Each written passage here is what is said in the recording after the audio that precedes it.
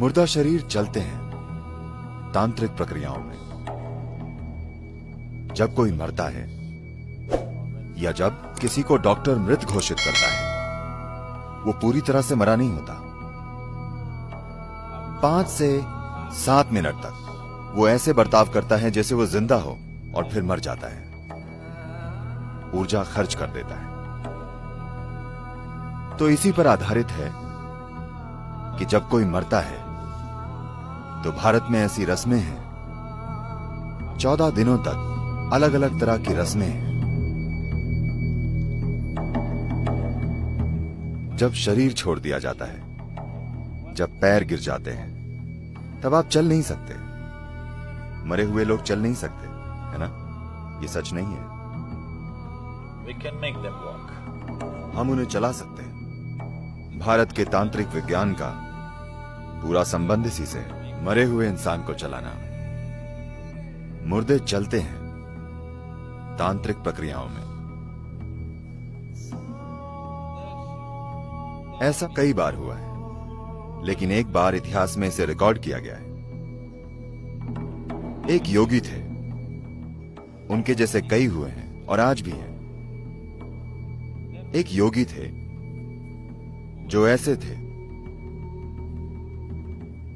उनकी उस चीज पर महारत थी जिसे सूर्य स्पर्श कहते हैं। इसका मतलब है स्पर्श। ओके। संपर्क, छूना, संपर्क या छूना। तो यह सूरज के स्पर्श की तरह है। योग का एक प्रकार है जिसे सूर्य स्पर्श कहते हैं। तो उन्होंने उस पर महारत पाई है। वे एक बोंग थे। बोंग मतलब एक बंगाली। तो वे वाराणसी में रहते थे और वे नियमित रूप से अपने गुरु के पास जाकर इसके अलग अलग चरण सीखते थे और इस पर चरण दर चरण महारत पा रहे थे। तो कई बार उन्होंने इसे सबके सामने प्रदर्शित किया कि अगर आप एक पक्षी लाएं, एक मरा हुआ पक्षी जिसे सभी ने जांचा हो कि वो वाकई मरा हुआ है, मरने का नाटक नहीं कर रहा है, एक वाकई मरा हुआ पक्षी, अगर वो पिछले 3 घंटों में मरा हो, वो सख्त हो गया। 3 घंटों में पक्षी सख्त हो जाते हैं। शरीर का कड़ापन पक्षियों में काफी जल्दी होता है मनुष्यों की तुलना में, क्योंकि एक पक्षी के शरीर का तापमान, पक्षियों के शरीर का तापमान मनुष्य के शरीर के तापमान से बहुत ज्यादा अधिक होता है। तो जिस तरह से ये ठंडा होता है और जैसे कड़ापन आता है, वो पक्षी के शरीर में कहीं जल्दी होता है मनुष्य की तुलना में।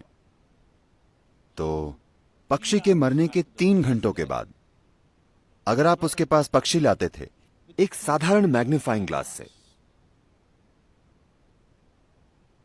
वो भी सीधी धूप से नहीं, शीशे से आ रही धूप से, अगर आप बाहर खड़े हों और शीशे से धूप अंदर भेजें, उस प्रकाश का मैग्नीफाइंग कांच द्वारा इस्तेमाल करके वे पक्षी को जिंदा कर देते थे। वो बोलता था, उठ बैठता था, चलता था और उड़ता था। वो कुछ देर आसपास उड़ता था और फिर से गिरकर मर जाता था।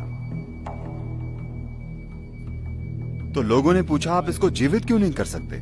उसने कहा, मैं इतना ही जानता हूं, मेरे गुरु ऐसा कर सकते हैं। मैं अभी सीख रहा हूं, लेकिन वे अब तक लगभग 70 साल के हो चुके थे। तो उनका दुर्भाग्य था। ऐसा हुआ कि एक 7 साल का लड़का, एक वहीं के इस्लामी कब्जा हो चुका था, एक मुस्लिम राजा का बेटा जो 7 साल का था, किसी अनजान बीमारी से मर गया। तो उन्होंने उस आदमी के बारे में सुना था जो पक्षियों को जिंदा कर देता था। वे उसके पास आए और बोले, Come and try. And our king's son. आओ और हमारे राजा के बेटे पर आजमाओ। एक चीज थी कि वे अपने देवता की मौजूदगी के बाहर कभी ये कोशिश नहीं करते थे। उनके पास एक छोटे देवता और एक मंदिर था। मंदिर के बाहर वे ऐसी चीजें कभी नहीं करते थे। वे उसे सिर्फ मंदिर में ही करते थे। वे बोले, मैं अपने देवता की नजरों से दूर कभी ऐसी चीज नहीं करूंगा। उन लोगों के लिए देवता की कोई कीमत नहीं थी। उनके हिसाब से यह मूर्ति पूजा है। वो एक ऊर्जा रूप है जो उन्होंने बनाया था और उसके साथ वे काम करते थे। वे बोले, अरे ये देवता, हम इसे ले जाएंगे, हम इसे महल ले जाएंगे। उन्होंने कहा, नहीं नहीं, इन्हें आप हिला नहीं सकते। वे बोले, हिला सकते हैं, और देवता को उठा लिया। फिर रोने लगे, ऐसा मत करो। जब उन्होंने देवता को उठाया और जब उन्हें खींचने लगे, तब योगी बोले, मैं नहीं आऊंगा, मैं ऐसा नहीं करूंगा, मैं ये नहीं करूंगा। वे तब गुस्सा हो गए जब वे लोग देवता को उठाकर खिलौने की तरह बाहर ले जाने लगे। वे बोले, मैं आपके राजा के बेटे को जिंदा नहीं कर सकता। अगर मुझे आता भी होता, मुझे नहीं आता, लेकिन मुझे आता होता तब भी मैं नहीं करता। तब वे उन्हें बालों से खींचते हुए राजा के पास ले गए और वे बोले, मैं ये नहीं करूंगा। तो उन्होंने उनके वहीं टुकड़े कर दिए। और जब ये सब कुछ हो रहा था, तब उन्होंने देवता को गिरा दिया और वो टूट गया। और उनके कुछ शिष्य थे जिन्हें वे सिखा रहे थे, वे सब उन्हीं के साथ खत्म हो गया। लेकिन इसे स्पष्ट रूप से रिकॉर्ड किया गया है बहुत जिम्मेदार लोगों के द्वारा कि वाकई कई बार उन्होंने ऐसा किया कि वे एक मरे हुए पक्षी को जो 3 घंटों से ज्यादा पहले मर चुका है, उसे वाकई खड़ा कर देते हैं और वो उड़ने लगता है काफी लंबे समय तक, यानी 1 घंटे से ज्यादा तक। और वे बार बार कहते थे कि मेरे गुरु इस पक्षी को जिंदा कर सकते हैं, इसे पूरी जिंदगी दे सकते हैं, वो जितना भी समय हो, और मेरे गुरु इंसान के साथ भी ऐसा कर सकते हैं। ऐसे बहुत से योगी हुए हैं। दक्षिण भारत में एक और योगी थे। So usually they don't… This is a kind of a fringe yogi, this bird yogi. This is a fringe yogi, this is not the mainstream. वे मुख्य धारा के योगी नहीं थे, ये एक मुख्य धारा के योगी थे। तो लोग उनके पास आशीर्वाद के लिए आते थे और उनके आसपास चीजें होती थी। वे कर्नाटका में रहते थे, दक्षिणी पश्चिमी कर्नाटका में, या दक्षिणी कुलेकाल के पास कहीं। और लोग उनके पास इकट्ठा होते थे। एक बार ऐसा हुआ, एक युवा लड़का मर गया। माता पिता उसे लेकर आए और बुरी तरह रोने लगे। तो उन्होंने उनकी हालत देखी और उन्हें शायद ये पता चला कि इस लड़के का मरना शायद जरूरी नहीं था, ये किसी हद तक एक दुर्घटना है। तो उन्होंने अपनी उंगली डुबाई। उनके पास एक ऐसा दिया था। ये आमतौर पर होता है, कोई भी योगी जो ऐसी प्रक्रियाएं करते हैं, उनके पास एक दिया होता है, तेल का दिया। तो उन्होंने तेल में अपनी उंगली डुबाई और उसे मरे हुए लड़के के मुंह में डाला, मरे हुए लड़के के मुंह में। और वो लड़का कुछ देर बाद जिंदा हो गया और बिल्कुल ठीक हो गया। जब कोई मरता है या जब किसी को डॉक्टर के द्वारा मृत घोषित किया जाता है, वो पूरा मृत नहीं होता। मृत्यु धीरे धीरे होती है। अगर आप पहले से ही इसके बारे में न जानते हो तो वो महिला कहां है, उन्हें पता होगा, पादरी की बेटी। कोई मुर्दों का प्रबंध करने वालों का बेटा या बेटी है? कोई नहीं है। आप शायद पहले से ही जानते हो, आप में से कई लोग, कि किसी व्यक्ति के मरने के बाद 11 दिनों तक, निश्चित रूप से, और ज्यादातर 14 दिनों तक उंगलियों के नाखून बढ़ते हैं, बाल बढ़ते हैं। आप जानते हैं? आप में से कितने पहले से जानते थे? तो क्योंकि मृत्यु धीरे धीरे होती है, चरण दर चरण होती है, यह अभी पूरी नहीं हुई है। जीवन प्रक्रिया का निकलना इस पृथ्वी के टुकड़े से धीरे धीरे होता है। सभी व्यवहारिक अर्थों में जब सब कुछ रुक जाता है, फेफड़े रुक जाते हैं, दिल रुक जाता है, तो वे आपको मरा हुआ घोषित कर देते हैं, लेकिन अभी नहीं। तो इसका इस्तेमाल करके कि जीवन की प्रक्रिया अब भी चल रही है, आप उसे फिर से जागृत कर सकते हैं और सिस्टम को सक्रिय कर सकते हैं। It is by using this that the tantrics have dead bodies walking. इसी का इस्तेमाल करके तांत्रिक मुर्दा शरीर को चलाते हैं। और ये बहुत असाधारण बात नहीं है, ये काफी साधारण है।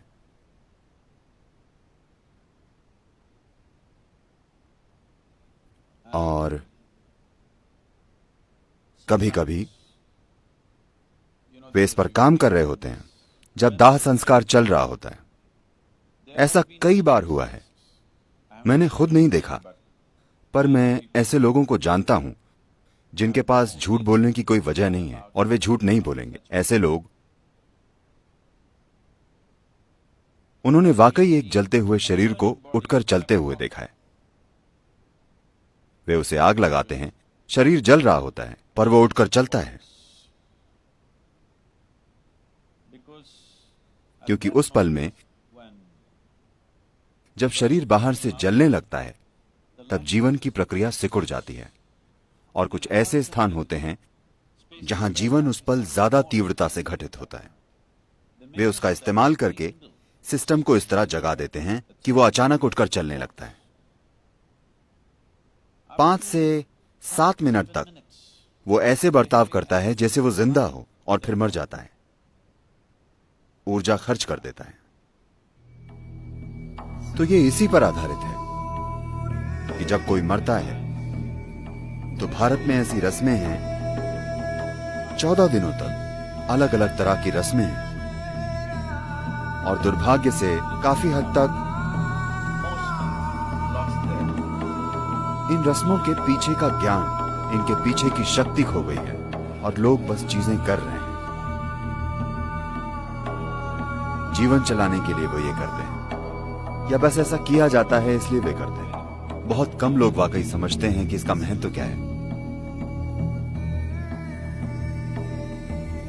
क्योंकि जीवन ऊर्जाएं धीरे धीरे जाती हैं। वे इसमें इतना गहरी चली गई हैं, शरीर की हर कोशिका में। वे बस पुफ से नहीं चली जाती। व्यावहारिक रूप से शायद व्यक्ति मर जाए, लेकिन पूरी तरह से नहीं मरता, वो धीरे धीरे मरता है। तो हम इस प्रक्रिया को तेज करना चाहते हैं। हम नहीं चाहते कि कोई धीरे धीरे मरे। धीरे धीरे मरना यातना हो सकता है ना? धीरे धीरे मरना भयंकर कष्ट है ना? तो ये यातना हो सकता है। तो हम चाहते हैं वो जल्दी जाए। उसके मरने के बाद सबसे पहली चीज है पैरों के अंगूठों को बांधना। क्या आप अब भी ऐसा करते हैं या नहीं? अंगूठों को बांधना, क्योंकि अगर आप अंगूठे ना बांधें तो शरीर के निचले हिस्से से जीवन अंदर आने लगेगा। वो जीना चाहता है, क्योंकि शरीर की सभी कोशिकाएं मरी नहीं हैं। वे अब भी जीने की कोशिश कर रही हैं। वे ऊर्जा खींचने की कोशिश करेंगी। जब वे ऊर्जा खींचने की कोशिश करेंगी तो कुछ शक्तियां शरीर में घुसेंगी। आप नहीं चाहते कि आपके प्रियजन के साथ ऐसा हो, तो जैसे ही वो मरता है आप अंगूठे बांध दें। अब कोई बाहरी सहारा नहीं होगा, वो काफी जल्दी जाएगा। अगली चीज है, आप उसे पानी से धो दें, क्योंकि जब आप मृत व्यक्ति को धोते हैं, जब आप जीवित होते हैं और कोई आपको नहलाना चाहता है और आपके चेहरे पर पानी डालता है, आपको लगता है आपको परेशान किया जा रहा है। जब आप बच्चे थे, आपकी मां आपको नहलाती थी, क्योंकि हम शावर का इस्तेमाल नहीं करते थे बल्कि पानी डालते थे, तो वह हमेशा आपके सर पर ऐसे हाथ रखती थी ताकि पानी यहां ना आए और आप परेशान ना हो। लेकिन कोई और नहलाता था तो वे बस पानी डाल देते थे और बच्चे ऐसे करते हैं, हाँ या नहीं? तो अगर आप बस चेहरे पर पानी डालें तो ये मृत व्यक्ति पानी से परेशान हो जाता है। अगर कोई भी छोटी सी गतिविधि हो रही है तो वो रुक जाती है। तो गरिमा से जीना और गरिमा से मरना बहुत महत्वपूर्ण है। मृत्यु कोई अजीब विषय नहीं है जिसके बारे में हमें बात नहीं करनी चाहिए। ये यहीं मौजूद है, हम सभी के लिए आगे बढ़ रही है ना? धीरे धीरे परिपक्व हो रही है। एक दिन ये पूर्ण हो जाएगी। ऐसा लंबे समय के बाद होने दीजिए, लेकिन फिलहाल ये परिपक्व हो रही है ना? तो अगर आप जीवन को अच्छे से समझते हैं, बिल्कुल अच्छे से, तो आप शरीर से इस तरह से बाहर निकल सकते हैं कि आप पूरी तरह से बाहर आ जाएं, आप सब कुछ इकट्ठा करके चले जाएं। अगर आप इस तरह से जाएं तो हम आपको दफनाएंगे। हम आपके शरीर को नहीं जलाएंगे क्योंकि हम आपके ऊपर लकड़ी बर्बाद नहीं करना चाहते। आप पूरी तरह से चले गए हैं, कोई जल्दी नहीं है। हम आपको 1 या 2 दिन रखने के बाद जला सकते हैं। तो मैं कह रहा हूं, ये एक ऐसी संस्कृति है जहां हम जीवन और मृत्यु को बिल्कुल अच्छी तरह से समझते थे और उन्हें वैसे संभालते थे जैसे उन्हें संभाला जाना चाहिए। पहले 14 दिनों में आप बहुत मदद कर सकते हैं मृत व्यक्ति की। ये संस्कृति, ये विज्ञान इस देश में एक बड़े तरीके से विकसित हुआ, पर फिर भ्रष्ट हो गया। तो जो एक बहुत ही सुंदर विज्ञान था, वो व्यापार बन गया और व्यापार भ्रष्टाचार बन गया। तो आज अगर आपके घर में कोई मरता है तो आप उन लोगों के पास जाते हैं जो कहते हैं वे कुछ करेंगे और कहेंगे आपके दादा दूध पीना चाहते हैं, एक गाय दीजिए। 1 लीटर दूध नहीं, एक गाय। बारिश हो रही है, आपके दादा को छतरी चाहिए, छतरी दीजिए। आपके दादा कांटों पर चल रहे हैं, उन्हें चप्पल चाहिए। देखिए, आप अपने दादा के बारे में चाहे जो भी जानते हो या ना जानते हो, आप एक चीज जरूर जानते हैं कि वे अपना शरीर यहीं छोड़कर चले गए। जब वे अपना शरीर ही छोड़कर चले गए तो छतरी, कपड़े, चप्पल, ये ठीक नहीं है, हाँ? लेकिन दुर्भाग्य से ये ऐसा हो गया है। तो हम फिलहाल एक प्रक्रिया के द्वारा लोगों को ट्रेनिंग दे रहे हैं ताकि वे इस तरह की सेवाएं दे सकें। लेकिन आपको कभी भी इसे अपना काम नहीं बनाना चाहिए, बस एक सेवा की तरह। अगर आप भेंट करना चाहते हैं तो हम आपको ये चीजें करने की ट्रेनिंग दे सकते हैं, बिल्कुल ठीक से। ये बहुत ही महत्वपूर्ण चीज है जीवन में। ये एक बहुत ही महत्वपूर्ण पहलू है। जब कोई अपना शरीर खो देता है तो पूरी तरह से लाचार हो जाता है। उसे मदद चाहिए और उसकी मदद की जा सकती है, लेकिन अशुद्ध और भ्रष्ट हाथों से नहीं। कोई इंसान जो परवाह करता हो, कोई इंसान जिसमें इसकी जरूरी समझ हो। अगर आप ऐसी चीजों से गुजरना चाहते हैं, ऐसी ट्रेनिंग से, तो ये उपलब्ध है। हम अपने खुद के दाह संस्कार स्थान भी शुरू करने वाले हैं। कोयम्बतूर में हमारा ईशा सुडुगाडु है। आपको पता है? नहीं पता? कम से कम मरना कहाँ है, अब आप ये जान गए। और अगर आप में से कुछ लोग ट्रेनिंग लेते हैं तो आप ये सेवा दे सकते हैं, और ये बहुत ही महत्वपूर्ण सेवा है। लोग इसकी कीमत नहीं समझते आजकल की दुनिया में। आजकल की दुनिया इसकी कीमत नहीं समझती, लेकिन ये करना बहुत ही महत्वपूर्ण है।